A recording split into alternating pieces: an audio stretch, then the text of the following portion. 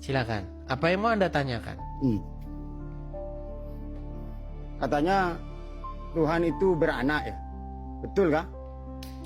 Oke, Tuhan di dalam Alkitab yang Anda maksud Bapa di sorga, kata Gusti yang Anda tujukan kepada Bapa di sorga, Ya. Ia beranak, bukan dalam arti ia punya istri, lalu kawin, begitu, lalu Tuhan punya beranak, anak. Bang.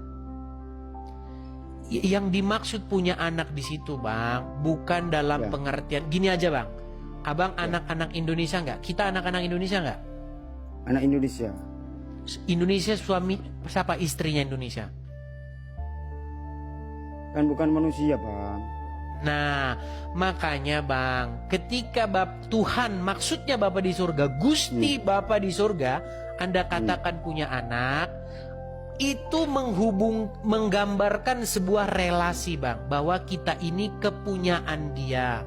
Makanya ketika ibu Anda marah, misalnya nih, mohon maaf ya, bukan bermaksud membawa ibu Anda gini, atau ketika tetangga Anda marah, tetangga Anda bilang, anak setan lo, dasar anak setan.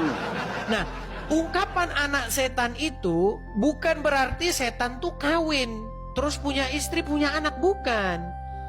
Arti anak setan itu, kita itu mewarisi genetikanya setan. Kita itu setan gitu ya? Iya. Sifatnya.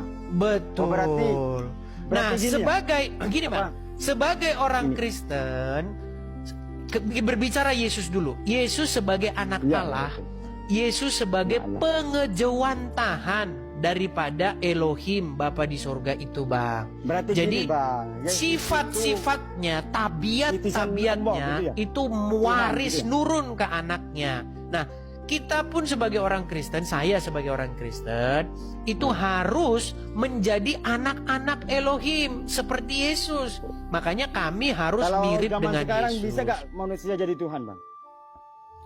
Maksud jadi Tuhan itu apa? Ya maksudnya seperti Yesus itu, sifatnya itu lembut hati, murah hati. Bisa. Bisa Makanya- hidupkan orang mati. Makanya Kristen Percaya gak itu bisa, Bang?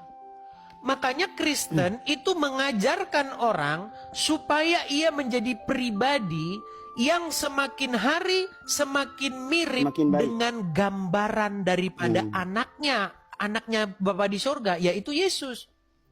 Kalau Yesus dikatakan anak Tuhan ya, karena orang-orang yang bisa hidupkan orang mati katanya ya. Saya Bang, gak tahu, anak Tuhan itu lihat bukan sendiri. gini, Bang. Menjadi anak Gimana, Tuhan gimana? itu bukan berarti harus bisa menghidupkan orang mati. Gimana? Menjadi anak Tuhan itu artinya menjadi suatu pribadi yang dimana pribadi tersebut mewarisi genetikanya, mewarisi sifat-sifatnya atau tabiat-tabiat daripada Tuhan itu. Apa sifat-sifat Tuhan? itu. Ia pengasih, ia panjang sabar, ia lemah lembut. Seperti itu. Lemah lembut. Nah, itulah yang ada. Makanya berbahagialah orang yang membawa damai. Sifat Tuhan berarti, Bang. Berbahagialah orang yang membawa damai karena mereka akan disebut sebagai anak-anak Allah. Bukan Allah ya, Bang ya. Kalau anak-anak Allah saya tidak tahu. Biasanya sih, saya mau tanya dulu, Bang. Itu yang suka demo-demo itu, yang suka teriak-teriak, pecahin, rusakin, bakar, ya kan?